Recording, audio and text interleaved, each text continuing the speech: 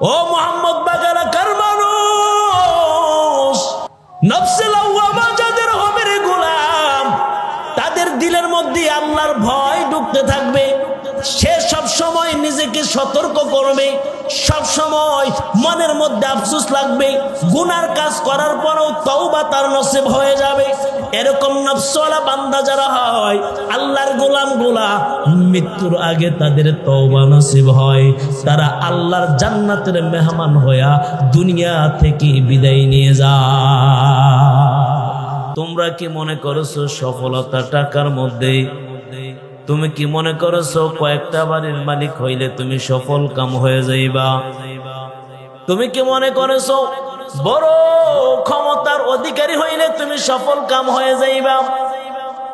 তুমি কি মনে করছো বান্দা তুমি যদি কোটি কোটি টাকার মালিক হয়ে যাও তাহলে সফলতা অর্জন করে ফেলবা? না রে বান্দা না, সফলতা আমি আল্লাহ রাব্বুল আলামিন কোথায় রাখছি দেখো। আল্লাহ বলেন, বান্দা তুমি তখনই সফল কাম হইবা যদি তোমার নফসটাকে পবিত্র বানাইতে পারো। কদ আফলাহা মান যাক্কাহা, যে বান্দা নিজের নফসকে পবিত্র বানাইছে, ওই বান্দা নিজেকে সফল কাম বানাইছে। আর যে বান্দা নফসকে পবিত্র বানাইতে পারে নাই, ওই বান্দা ধ্বংস হয়ে গেছে, ধ্বংস। এই জন্য বাবা, নফসকে পবিত্র বানাও, নফসটা পরিষ্কার বানায় ফেলো। সমস্ত গুনাহের কাছ থেকে নফসটাকে পবিত্র বানাইয়া এক আল্লাহর মুহাব্বত যদি নফসটার মধ্যে ফিট করা যায়, ওই বান্দা থেকে বড় সফল কাম আমার কেউ নাই। সে হবে বড় সফল কাম যে নিজের নফসকে পবিত্র বানায় মাওলার সাথে সম্পর্ক লাগাইছে। যার নফসটা আল্লাহর সাথে সম্পর্ক, মালিক কেমন ভাবে মহব্বত করে আল্লাহর গোলাম, আল্লাহর মহব্বত তার দিলের মধ্যে এমন ভাবে ঢুকছে, গুনার কাজ আল্লাহর বান্দা করতে পারে না। যখনই গুনার কাজ করার জন্য নফস তাকে ডাক দেয়, সঙ্গে সঙ্গে মালিকের মহব্বত, মালিকের ভয় চলে আসে। না না, আমি গুনার কাজ করতে পারবো না, নফস তোর কথা আমি মানতে পারবো না, আমার মালিককে আমি ভয় করি, আমার মালিককে আমি ভয় পাই, জাহান্নামের আগুনে জ্বলা আমার পক্ষে সম্ভব না। নফসকে ভয় পায় আল্লাহর গোলাম। আমার মালিকের ভয়ে নফসানিয়ত ছাড়িয়া দেয়, নফসানিয়ত ছাড়িয়া আল্লাহর দিকে আল্লাহর বান্দা দৌড়ায়। এর আল্লাহর গোলাম মুফাসসিরে কেরাম নফসের তিনটা ব্যাখ্যা করেছেন। তিনটা নফসের কথা আল্লাহ রাব্বুল আলামিন তার পবিত্র কালামুল্লাহর মধ্যে বর্ণনা করেছেন। নফস তিন প্রকারের নফস। এক প্রকার নফস হলো যে নফসরা নাকি মানুষকে গুনার দিকে ডাকে, নফসে আম্মারা, যে নফস মানুষকে গুনার দিকে আহ্বান করে, একটার পরে একটা গুনার কাজ করতেই থাকে, করতেই থাকে, করতেই থাকে। আল্লাহর গোলাম ওই নফস তাকে গুনার কাজের দিকে ডাকতে থাকে আর সে আগাইতে থাকে। জিন্দেগিতে তওবা করার সুযোগ তার হয় না। নফসে আম্মারা, যে নফস তাকে সর্বদা গুনার কাজে লিপ্ত রাখে। আল্লাহর গোলাম সারা জীবন চলে গেল, এমন নাফরমান আছে যে দুনিয়ার পিছনে পড়ে, টাকার পিছনে পড়ে, ক্ষমতার পিছনে পড়ে আল্লাহর গোলাম একটা দিন মসজিদে যাইতে পারে না। ঠিক কিনা? জোরে বলেন। আছে না নাই? জোরে বলেন না। মুসলমানের সন্তান, মুসলমানের বাচ্চা, আল্লাহর গোলাম, তার শুক্রবার কোন দিক দিয়া যায়, পাঁচ ওয়াক্ত কোন দিক দিয়া নামাজ চলে যায়। আল্লাহর গোলাম একদিন মসজিদে যাইতে পারে না, আল্লাহর গোলাম একদিন আল্লাহকে ডাক দিতে পারে না, মালিকের ঘরে গিয়ে সেজদা দিতে পারে না, উপস্থিত হইতে পারে না। কিন্তু গুনার পর গুনাহ একটার পর একটা করতে আছে। মোবাইলের গুনাহ, জিনার গুনাহ, শরাবের গুনাহ, এইগুলা দিয়ে আল্লাহর গোলাম তার জীবনকে সামনে আগায় আনছে, কিন্তু তওবা করার সুযোগ হয় না। ঠিক কিনা? জোরে বলেন। এর নাম হলো নফসে আম্মারা। গুনার কাজ করতে আছে, করতে আছে, দুনিয়ার পেছনে পড়িয়া, নারীর পেছনে পড়িয়া, ক্ষমতার পেছনে পড়িয়া কিন্তু আমার মালিককে ডাক দেওয়ার মতো সুযোগ নাই। আমার মালিকের ভয় তার দিলের মধ্যে নাই।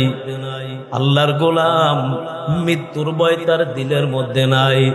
প্রত্যেক দিন সামনে দিয়া কত মানুষের লাশ তার চোখের সামনে দেয়া যায়। মোবাইল টিপে কত মানুষের লাশ তার চোখের সামনে পড়ে অ্যাক্সিডেন্ট হয়ে মারা যায়, লঞ্চ ডুবে হয়ে মারা যায়, রাস্তাঘাটে লাশের মিছিল দেখা যায়।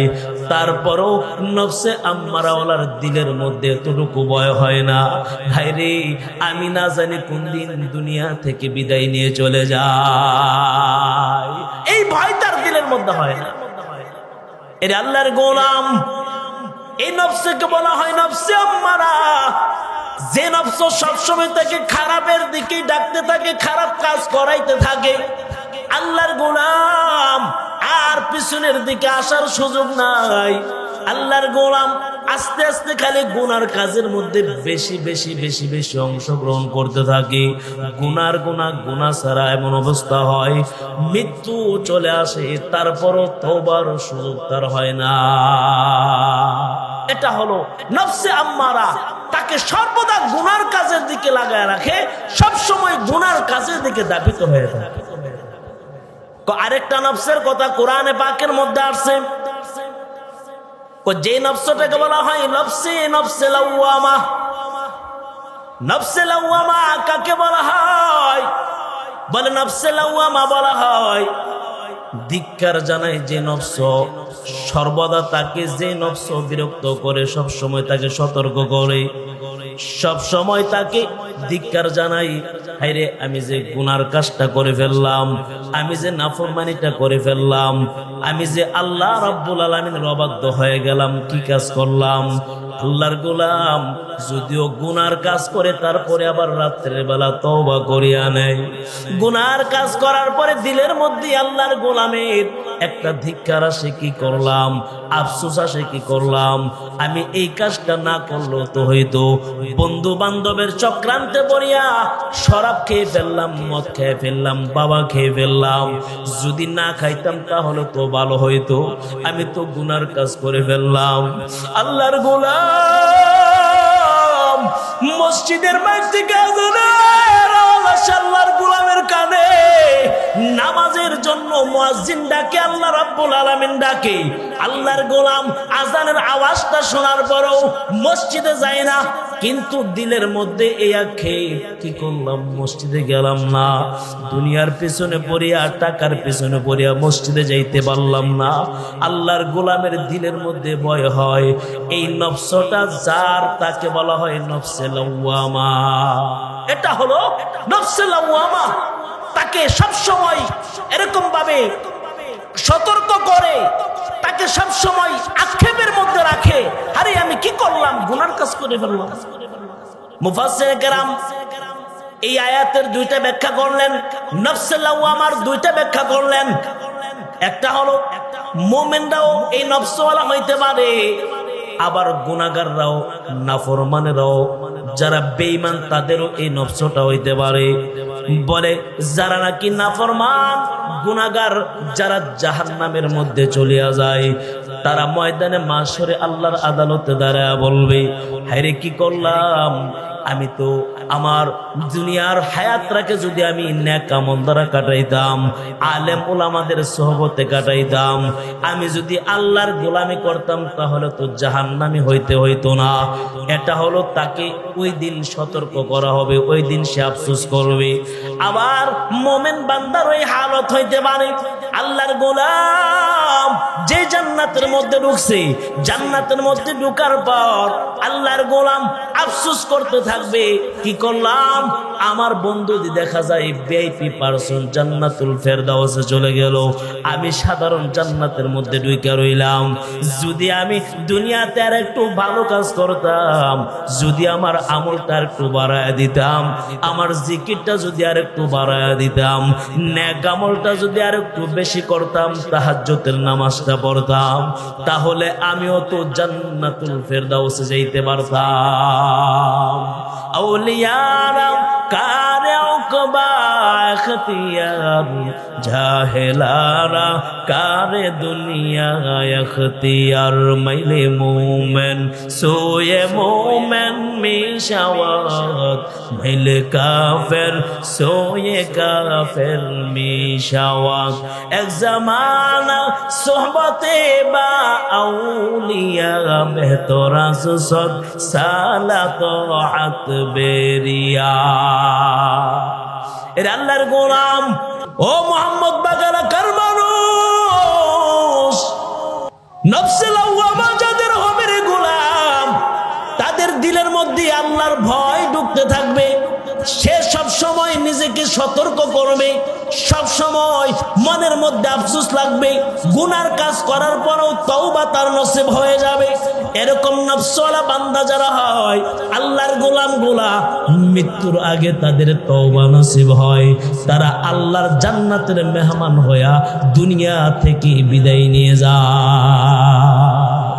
বুখারী শরীফের মধ্যে আছে আল্লাহর নবী সাল্লাল্লাহু আলাইহি সাল্লাম বলেন একজন আল্লাহর গোলাম একটা নয় দুইটা নয় 99টা খুন করলো 99 খুন করার পর ওই খুনির দিলের মধ্যে আল্লাহর ভয় আসছে নফসে লাওয়ামা কিরে আমি যে 99টা খুন করলাম আমি না একদিন দুনিয়া থেকে চলে যাব আমি না আমার মালিকের সামনে একদিন আদালতে হাজির হব আমার জিন্দেগির হিসাব না আমাকে একদিন দিতে হবে আমার মাওলার কাছে গিয়ে আমি যদি খুনি হয়ে দাঁড়াই আমার কি অবস্থা হবে আল্লাহর গোলাম এই টেনশনে পড়িয়া আল্লাহর গোলাম এবার বিভিন্ন মানুষের কাছে তার সমাধান চায় আমাকে 99 খুন থেকে মাফ করার কোনো ব্যবস্থা আসেনি একজন আল্লাহর ওলির কাছে গিয়া বলে আল্লাহর ওলি গো আমার কি আবেদ ব্যক্তির কাছে গিয়া বলে ও আবেদ ইবাদতকারী ব্যক্তি নেককার লোক বলেন না আমি তো 99টা খুন করলাম এখন আমার তার মুক্তির কোনো ব্যবস্থা আসেনি আবেদ ডাক দিয়া বলে না না 99টা খুন করছো একটা খুন করলে তো এর পরিণাম জাহান্নাম আর তুমি 99টা খুন করলা মনে হয় না তোমাকে আমার আল্লাহ মাফ করবে এবার ওই সন্ত্রাস মনের মধ্যে ভয় চলে আসছে মনের মধ্যে আরো আল্লাহর গোলামের জিদ চলে আসছে তাকেও হত্যা করে ফেলেছে আবেদকেও হত্যা করিয়া 100 খুন পুরা করিয়া এবার দিলের মধ্যে আবার ভয় কি করা যায় আমার তো মাফ যেমনি পাইতে হবে মালিকের সামনে গুনাহগার হয়ে যাওয়া যাবে না ঠিক কিনা বলে মাওলার সামনে তো গুনাহগার হয়ে যাওয়া যাবে না মালিকের সামনে তো খুনি হয়ে যাওয়া যাবে না তাহলে আমার গুনাহ পরিত্রাণের ব্যবস্থা কি বলে আলেমের কাছে গেছে আলেমের কাছে গিয়া বলে ও আলেম বলেন না আমার কোন ক্ষমার ব্যবস্থা আসেনি আল্লাহ আমাকে মাফ করবেনি আমি তো 100 খুন করে ফেলেছি আলেম বলে কি কও 100 খুন কেন 1000 1 কোটি খুন করার পরও মালিকের কাছে যদি তওবা করো আল্লাহ তোর সব গুনাহ মাফ করে দিবে সুবহানাল্লাহ আল্লাহ তোর সব গুনাহ মাফ করে দিবে তো আজানের জবাব দে আল্লাহ तू मेरा गफार है अल्लाह अल्लाह तू मेरा सत्तार है हर गरी देने को तू तैयार है जो न मांगे उससे तू बेजार है আল্লাহ ওরা বলেন আলেম ডাক দিয়া বললেন বাবারে তুই 99 খুন করেছো সমস্যা নাই মালিকের কাছে তওবা কর আল্লাহর কাছে গিয়ে তওবা করলে মালিক তোকে মাফ করে দিবে যাও অমুক এলাকার মধ্যে একজন বড় আলেম আল্লাহ ওয়ালা আছে তার সাথে গিয়ে তুমি মুলাকাত করো তার কাছে গিয়ে তুমি তওবা করো তার কাছে গিয়ে কিছু আমল বানায় নাও হতে পারে আল্লাহ রাব্বুল আলামিন অবশ্যই তোকে মাফ করিয়া দিবে আল্লাহর গোলাম মাফ পাওয়ার আশায় নিজের ঘর থেকে বের হইয়া ওই আলেমের এলাকার দিকে রওনা করলেন ঘটনাক্রমে পথিমধ্যে আল্লাহর গোলাম দুনিয়া থেকে বিদায় নেওয়ার জন্য মালাকুল মউত তার সামনে চলে আসলেন। তার রূহটা কবজ করা হয়ে গেল। জান্নাতের ফেরেশতারা আসলো, জাহান্নামের ফেরেশতারাও আসলো। জান্নাতের ফেরেশতারা বলে, আমরা তার রূহটা জান্নাতে নিয়ে যেতে চাই, কারণ সে তওবা করার নিয়তে ঘর থেকে বের হয়েছে। জাহান্নামের ফেরেশতা বলে, না না, আমরা তাকে জাহান্নামে নিয়ে যাব, কারণ আল্লাহর গোলাম এখনো তো তওবা করে নাই। এবার আল্লাহ রাব্বুল আলামিন বলেন, ও ফেরেশতারা, তোমাদের বিতর্ক বন্ধ করিয়া দাও, সমাধান নিয়ে নাও। আমার গোলাম যেখানে মৃত্যুবরণ করেছে এই জায়গা থেকে যদি আমার আলেমের এলাকাটা কাছে হয় তাহলে জান্নাতের ফেরেশতারা নিয়ে যাও, আর যদি তার বাড়িটা কাছে হয় তাহলে জাহান্নামের ফেরেশতারা নিয়ে যাও। এবার আল্লাহ রাব্বুল আলামিন কুদরতি ভাবে আল্লাহর গোলামের 100 খুনির লাশটাকে আলেমের এলাকার নিকটবর্তী করিয়া তাকে জান্নাতের মেহমান বানায় দিছে। এর আল্লাহর গোলাম, ওরে আল্লাহর গোলাম যুবক, গুনার পরে গুনাহ করতেছে রে যুবক। মুসলমানের ঘরে জন্ম হওয়ার পরও এক ওয়াক্ত মসজিদের মধ্যে যাও না। আল্লাহর গোলাম রাতের 2টা 3টা পর্যন্ত খারাপ চিত্র দেখিয়া রাত্রটা কাটায়া দাও, দিনের বেলা 8টা 9টা 10টা 12টা পর্যন্ত ঘুমাও। এর যুবক, একটা দিনও তোর দিলের মধ্যে কি একটু অনুশোচনা আসেনি? আমি না মুসলমান, আমি না আল্লাহ রাব্বুল আলামিনের গোলাম, আমি না একজন মুসলমানের সন্তান, আমি না মুহাম্মদুর রাসূলুল্লাহর উম্মত, আমাকে না একদিন মৃত্যুবরণ করতে হবে। যদি এই ভয়টা দিলের মধ্যে আসে রে বাবা, তাহলে তোর তওবা নসিব হবে। যদি এই ভয়টাও দিলের মধ্যে না আসে তাহলে তোর নফসটা আম্মারা হয়ে গেছে, তোর তওবাও নসিব হবে না। এজন্য একটু নিজেরা চিন্তা করে দেখো যে আমার দিলের মধ্যে ভয় আসে কিনা। আমি যে দিনের পর দিন নামাজে যাই না, মসজিদে যাই না, আমি যে মসজিদে 5 ওয়াক্ত নামাজে যাই না, আমার কত নামাজ ছুটে যাইতেছে। এই অবস্থায় আমার মৃত্যুবরণ করলে কি অবস্থা হবে? এরকম তোমার দিলের মধ্যে কখনো কল্পনা আসে কিনা, ভয় আসে কিনা?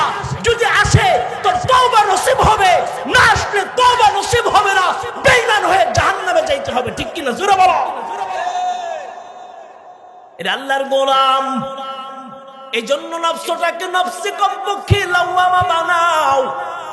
দিলের মধ্যে একটা অনুশোচনা রাখো, আমি যে নাফরমানি করতেছি আমার মালিক না দেখতেছে, আমি যে নামাজ ছাড়তেছি আমার মালিক না দেখতেছে, আমার মাওলার কাছে আমাকে যাইতে হবে। যদি এমন একটা হালাত বানাইতে পারো রে গোলাম, এমন একটা নফস যদি বানাইতে পারো, এমন নফসওয়ালা গুলাকে আল্লাহ রাব্বুল আলামিন হেদায়েত দান করিয়া দেয়। কোন না কোন সময় আল্লাহর গোলাম এই নফসে লাওয়ামাওয়ালাকে কত গুনাহ করেছে, গুনাহ করার পর আল্লাহর গোলামকে যখন যাইয়া একজন মুজাহিদ ভাই বলে, ও আল্লাহর গোলাম চল ওই চরমনের ময়দানে 3 দিনের জন্য চল। আল্লাহর গোলাম তার নফসটা তো নফসে লাওয়ামা, আল্লাহর ভয় তো দিলের মধ্যে আছে। আল্লাহর গোলাম বলে, চলো আমি তোমার সাথে 3 দিনের জন্য যাব। ওই বেনামাজি, ওই যে জিনাকার মদখোর লোকটা, সন্ত্রাস লোকটা 3 দিন আল্লাহওয়ালাদের বয়ান শুনিয়া আমার মালিকের জিকির করিয়া এমন পরিবর্তন হয়ে আসে। আল্লাহর গোলাম চিন্তা করে, আমি আর কোনোদিন মোবাইল চালাইব না। ঠিক কিনা বলো? সে চিন্তা করে, আমি আর মোবাইলই চালাবো না, আমি আর গুনাহ করব না, আমি আর নাফরমানি করব না। তার নফসটা লাওয়ামা হওয়ার কারণে আল্লাহ তাআলা তাকে হেদায়েত দান করে দিয়েছে। আল্লাহ ওয়ালাদের উসিলায় 3 চিল্লা তাকবীর গিয়ে হেদায়েত পেয়ে যায়, আল্লাহ ওয়ালাদের সোহবতে গিয়ে হেদায়েত পেয়ে যায়, যাদের নফসটা নফসে লাওয়ামা হয়। ঠিক কিনা? জোরে বলেন। এজন্য এমন নফস বানাইতে হবে যে নফসটা আমি গুনাহ করতেছি, কমপক্ষে আমি যে অপরাধ করতেছি আমার নফসটা যেন বাড়ি খায়, আমার নফসটা যেন আমাকে ধিক্কার জানাই। রে তুই না মুসলমান গুনার কাজ কেমনে করলি? তুই না মুসলমান নামাজ কেমনে ছাড়লি? তুই না মুসলমানের বাচ্চা ইহুদি বেঈমানদের সাথে তোর সম্পর্ক কেমনে বানাইলি? তোর চুলগুলা ইহুদি বেঈমানদের মতো কেমনে কাটলি? তোর পোশাকগুলা ইহুদি বেঈমানদের মতো কেমনে কাটলি? তুই না মুসলমান, মুসলমানের সন্তান হইয়া ওই বেঈমানদেরকে কেমনে সাপোর্ট করলি, ওই হিন্দুত্ববাদীদেরকে কেমনে সাপোর্ট করলি, যারা আমার মুসলমান ভাইদেরকে পশ্চিমবঙ্গে মুসলমানদের ঘর বাড়ি তাদের জানকে এরকম ভাবে নষ্ট করতেছে, যাদেরকে হত্যা করতেছে, মুসলমানদেরকে শহীদ বানাইতেছে, তুই মুসলমান হয়ে তাদেরকে সাপোর্ট কেমনে করলি? তোর নিজের মধ্যে এরকম একটা প্রতিভা যদি না আসে, তাহলে তোর নফসটা নফসে আম্মারা হয়ে গেছে, নফসে লাওয়ামা বানাইতে পারো নাই। এই নফসে লাওয়ামা বানাইতে না পারলে তুই জাহান্নামের আসামি হইতে দেরি হবে না, ঠিক কিনা? জোরে বলো। এই জন্য বাবা, যারা নফসে আম্মারাকে নফসে লাওয়ামা বানাইতে পারে, তওবার তাদের এরকম ভাবে নসিব হয়, এরকম তওবা করতে করতে এক পর্যায়ে আল্লাহর গোলামগুলা তার নফসকে নফসে মুতমাইন্না বানায় ফেলে। এক পর্যায়ে তার দিলটা এমন বানাই, এখন তার দিলে আর গুনাহ করতে মনে চায় না। গুনাহ দেখলে তার দিলের মধ্যে ভয় হয়, খারাপ কাজ দেখলে তার দিলের মধ্যে খারাপ লাগে, এরকম নাফরমানি দেখলে তার দিলের মধ্যে ঘৃণা লাগে, গান শুনলে তার দিলের মধ্যে ঘৃণা লাগে, একক তো নামাজ ছুটিয়ে গেলে তার কষ্ট হয়, সে অজ্ঞান হয়ে যায়। এমন আল্লাহ ওয়ালারা যারা নিজের নফসটাকে নফসে লাওয়ামার উপর মেহনত করতে করতে নফসে মুতমাইন্না বানায় ফেলে, এই মুতমাইন্না তাদেরই নসিব হয় যাদের নফসটা নফসে লাওয়ামা হয়। এটা আল্লাহর গোলাম। যদি আমি নফসে লাওয়ামার মধ্যে মেহনত করতে করতে মুতমাইন্না বানাইতে পারি, যখন তোমার নফসটা নফসে মুতমাইন্না হয়ে যাবে গোলাম রে, তখন আর তোমার দ্বারা কোনো নাফরমানি কাজ হবে না। তখন তুমি আল্লাহর ভয়ে সব কিছু ছাড়তে পারবা। বন্ধু বান্ধব বলো, যা কিছু বলো, সব কিছুর আগে আমার মালিককে সামনে রাখতে পারবা। এক ওয়াক্ত নামাজ পড়লে তোমার দিলের মধ্যে এমন ভয় হবে, এমন আফসোস হবে, মনে হয় দুনিয়া থেকে চলে যায়। হযরত ইয়াকুব নানুতুবি রাহমাতুল্লাহি আলাইহি আল্লাহর গোলাম সফর থেকে মাদ্রাসায় ফিরে আসলেন। ভক্তবৃন্দরা আল্লাহর গোলামের সাথে মুসাফা করতে করতে এক পর্যায়ে জামাতে তাকবীর ওলাটা আল্লাহর গোলামের ছুটিয়া গেল। ছুটিয়া যাওয়ার পর আল্লাহর ওলি ইয়াকুব নানুতুবি রাহমাতুল্লাহি আলাইহি আল্লাহর ওলি নামাজ শেষ করে এমন কান্নার কান্না। সবাই বলে, হুজুর আপনি কেন কান্না করেন? আপনার জন্য ডাক্তারের কাছে নিয়ে যাই। আল্লাহর গোলাম অজ্ঞান হয়ে গেছে, মাথার মধ্যে পানি ঢালিয়া সুস্থ করছে। সুস্থ করার পরে বলে, হুজুর কি হয়েছে আপনার? শরীর খারাপ লাগতেছে কিনা? বলে, না না, আমি যে তাকবীরে ওলাটা ছেড়ে দিলাম, আমি যে তাকবীরে ওলাটা ধরতে পারলাম না, এই জন্য আমি ইয়াকুবের দিলের মধ্যে এমন ভয় আসছে, যদি মাগরিবের নামাজ আসার আগে আগে আমার যদি মৃত্যু হয়ে যায়, আমি যদি আমার মালিকের সামনে চলে যাই। ইয়াকুব এমন অবস্থায় মালিকের সামনে গিয়ে দাঁড়াইবে যে ইয়াকুব তাকবীরে ওলা ফত হয়ে গেছে, তাকবীরে ওলার সাথে শেষ নামাজটা পড়তে পারে না। আউলিয়ারা করে উকবা ইখতিয়ার, জাহেলারা করে দুনিয়া ইখতিয়ার। যারা আল্লাহ ওয়ালা হয় তাদের দিলটা তো এমন হয়ে যায়, এমন হয়। 5 ওয়াক্ত নামাজ তো পড়ে তাকবীরে ওলার সাথে আদায় করতে থাকে।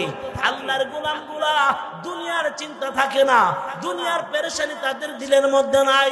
শুধু দিলের মধ্যে একটাই বাসনা, আমার আল্লাহ কই, আমার আল্লাহ কই, আমার আল্লাহ কই, আমার আল্লাহ কই।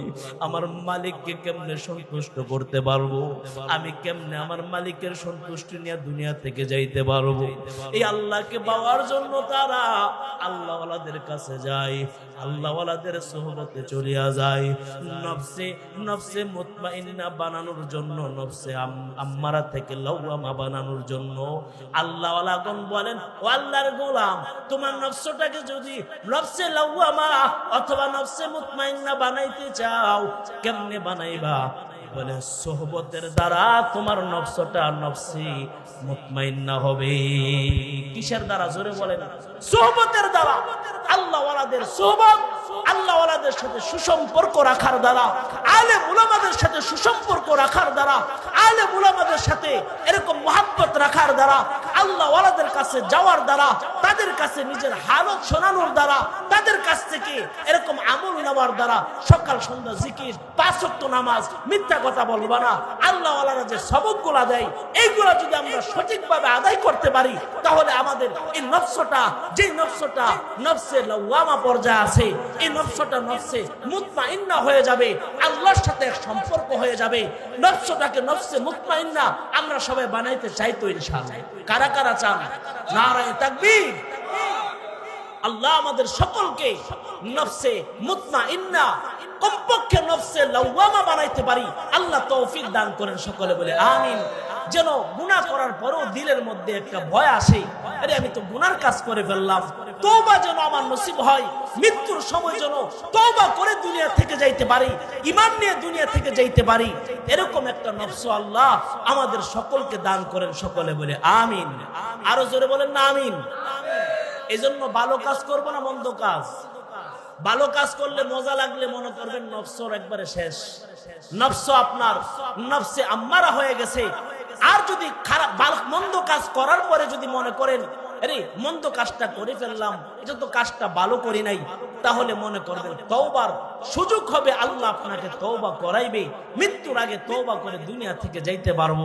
আল্লাহ আমাদের সকলকে যেই কথাগুলা বললাম আমল করার তৌফিক দান করেন, সকলে বলে আমিন। আমাদের নফসকে যেন আমরা নফসে লাওয়ামা অথবা নফসে মুতমাইন্না বানাইতে পারি, আল্লাহ আমাদের সকলকে তৌফিক দান করেন, সকলে বলে আমিন।